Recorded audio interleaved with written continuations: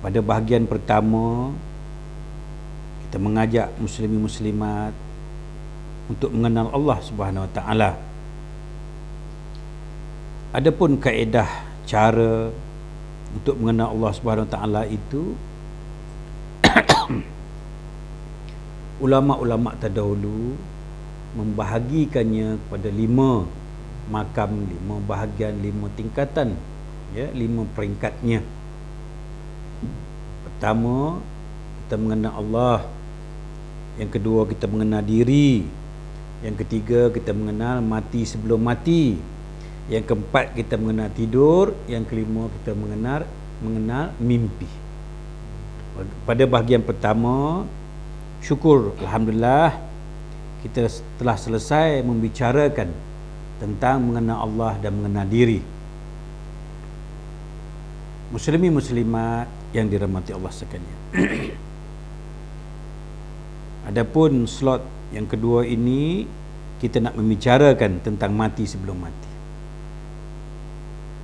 Pada pendengar yang baru mendengar siaran ini, adalah terlebih baik saya ulang sedikit secara ringkas ilmu bahagian pertama, iaitu hendaklah kita mengenal Allah Subhanahu Wa Taala. Tak boleh kita mengenal Allah Subhanahu Wa Taala kerana ilmu akal fikiran kita tidak sampai untuk mengenal Allah. Oleh itu, barang siapa berhajat untuk mengenal Allah, kena masuklah kepada kaedah yang kedua, iaitu dengan cara mengenal diri. Man arafa nafsahu faqad arafa rabbahu fasadal jasad. Barang siapa mengenal diri, kenallah dia akan Allah. Barang siapa mengenal Allah, binasalah jasad. Muslimin muslimat yang dirahmati Allah sekalian, manakah yang dikatakan sebenar-benar diri? Adapun yang dikatakan sebenar-benar diri itu, diri itu bukan anggota jasad. Yang hendak kita kenal itu bukan tangannya. Yang hendak kita kenal itu bukan kakinya, bukan matanya, bukan tubuhnya. Maksud diri bukan anggota jasad. Mana yang dikatakan diri? Jadi itu peringkat yang pertama kita telah pelajari. Mari kita masuk peringkat yang ketiga. Muslimin muslimat yang dirahmati Allah sekalian, bagaimana kita nak belajar diri sedangkan jasad ini bukan diri? Mana diri? Seumpamanya saya panggil salah seorang, ya, tetamu kita ke hadapan, ya, cuba nak ada yang baju merah datang sini. Seumpamanya saya buat begini supaya jelas akan penceritaan kita ini. Baik, Ananda, nama siapa? Muhammad Amin. Baik, manakah yang dikatakan Muhammad Amin? Cuba tunjuk. Angkat tangan. Itu tangan. Mana Muhammad Amin? Itu dada. Mana yang dikatakan Muhammad Amin? Duduk Ananda, terima kasih. Inilah muslimin muslimat yang dirahmati Allah sekalian. Mana yang dikatakan diri? Ini dada, ini tangan, ini mulut. Mana yang dikatakan diri? Mana yang dikatakan Muhammad Amin? Itu artinya kita belum mengenal diri. Diri bukan tubuh badan. Jadi macam mana kita nak mengenal diri? Makanya barang siapa nak mengenal diri, kita tidak boleh terus-terus untuk mengenal diri. Hendaklah kita mengenal mati sebelum mati. Al-mutu qabla anta mautuh. Al-mutu qabla anta mautuh. Matikan diri kamu sebelum kamu mati. Barang siapa nak mengenal Allah, hendaklah kamu mengenal diri terlebih dahulu. Barang siapa ingin mengenal diri, hendaklah belajar ilmu mati sebelum mati terlebih dahulu. Ingat pesan guru-guru terdahulu, barang siapa ingin mengenal Allah, hendaklah terlebih dahulu mengenal diri. Barang siapa hendak mengenal diri, hendaklah terlebih dahulu mengenal ilmu mati sebelum mati. Muslimin muslimat yang dirahmati Allah sekalian, manakah yang dikatakan mati? Siapakah di alam ini boleh bercerita tentang mati? Sebab kita belum pernah mati. Siapa boleh cerita tentang mati sedangkan kita belum pernah mati? Dan orang yang telah mati pun tak pernah bangkit menceritakan kepada kita tentang mati. Jadi macam mana kita nak belajar mengenal mati? Kita belum mati, orang mati pun tak pernah bangun bangkit cerita kepada kita tentang mati. Jadi tak boleh kita mengenal Allah di sini, tak boleh nak mengenal diri di sini, tak boleh nak mengenal mati di sini. Kita tinggal dulu 3 pelajaran. Mari kita masuk pelajaran yang keempat. Inilah kaedah muslimin muslimat yang dirahmati Allah. Untuk mengenal Allah ni ada 5 tingkatan, 5 darjah, 5 bahagian, 5 makamnya. Jadi sekarang ini kita tidak boleh mengenal mati kerana kita belum mati. Barang siapa berhajat untuk mengenal mati, mari kita belajar tidur. Barang siapa berhajat untuk mengenal mati, mari kita belajar ilmu tidur. Muslimin muslimat yang dirahmati Allah sekalian, kalau saya tanya tentang tidur, tentang mati, tuan-tuan belum mati. Tetapi jikalau saya tanya tentang tidur, sudah pasti tuan-tuan semua tahu apa itu tidur. Kerana kita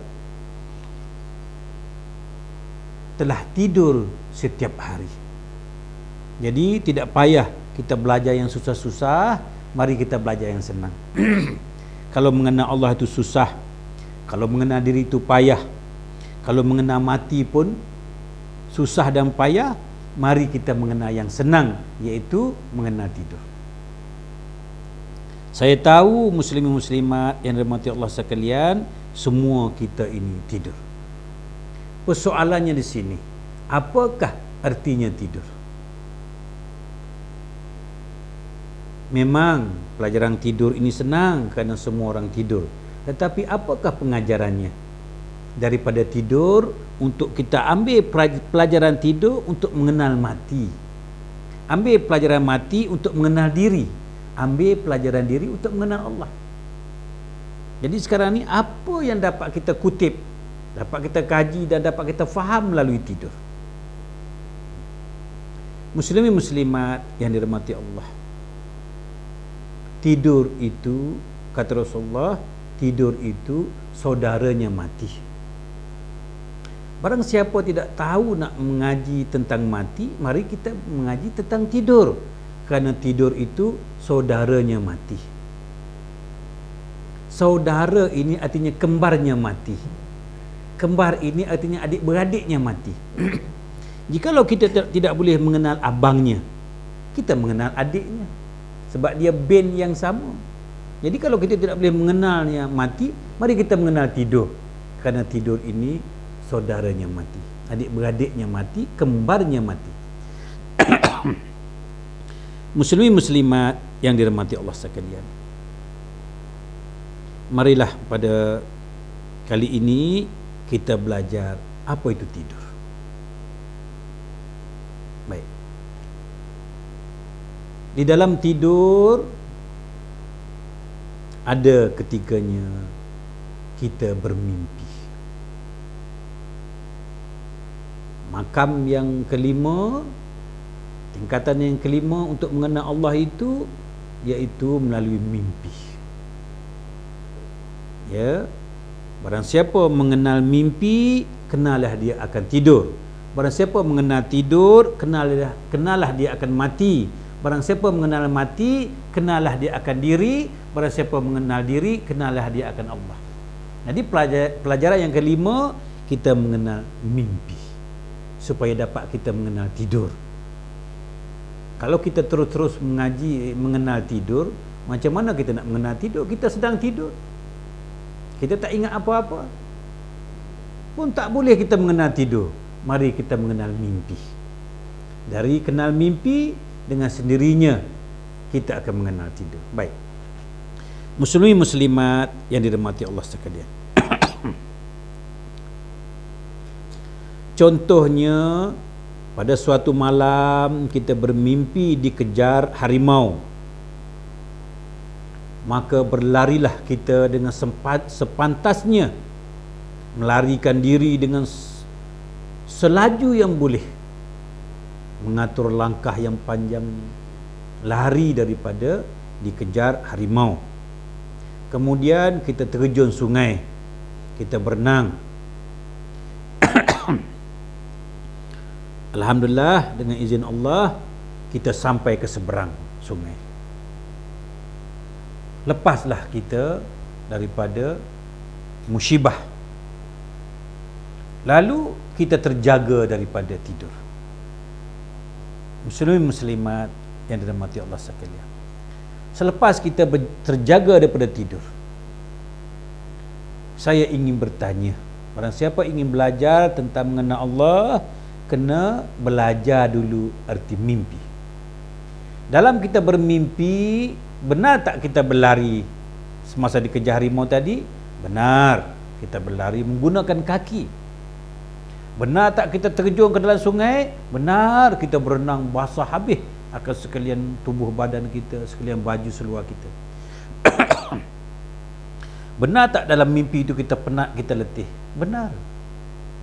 Tetapi cuba tuan-tuan selidiki, tuan-tuan hayati, berlarinya kita itu apakah pakai kaki?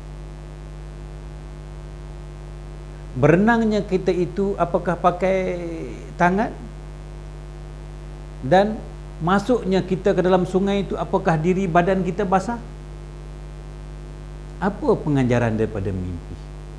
Artinya di sini mimpi-mimpi mengajar kita menghilangkan sifat yang zahir ini. Kita berlari bukan dengan kaki, kita berenang bukan dengan tangan, tetapi tetap kita berlari, tetap kita berenang. Tengok, kita terjun dalam sungai basah, tapi apakah kita basah? Jadi siapa yang sebenar-benar berlari? Berlari bukan kaki, kaki di pembaringan. Siapakah sebenar-benarnya berlari? Siapakah sebenar-benarnya terjun dalam sungai?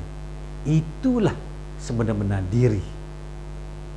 Diri inilah yang kita nak kenal. Diri yang berlari tidak dengan kaki. Diri yang berenang tidak dengan tangan. Diri yang mandi tidak basah. Inilah yang dikatakan sebenar-benar diri yang hendak kita kenal. Jadi daripada mimpi, kita sudah kenal itu tidur. Ya, mimpi artinya kita sudah mengenal tidur. Ya, tidur, apa arti tidur? Tidur artinya cara kita menyerah diri secara total kepada Allah Subhanahu Wa Taala. Dalam tidur artinya kita telah menyerah diri kepada Allah secara total. Semasa kita tidur, kita ada kereta baru. Kita tidak ingat kita ada kereta baru. Kita ada duit dalam bank, kita tidak ingat berapa jumlahnya. Dalam kita tidur, kita tidak ingat biarpun isteri kita di sebelah. Dalam kita tidur, diri kita sendiri pun kita tidak ingat. Ini artinya tidur mengajar kita berserah diri secara total kepada Allah Subhanahu Wa Taala.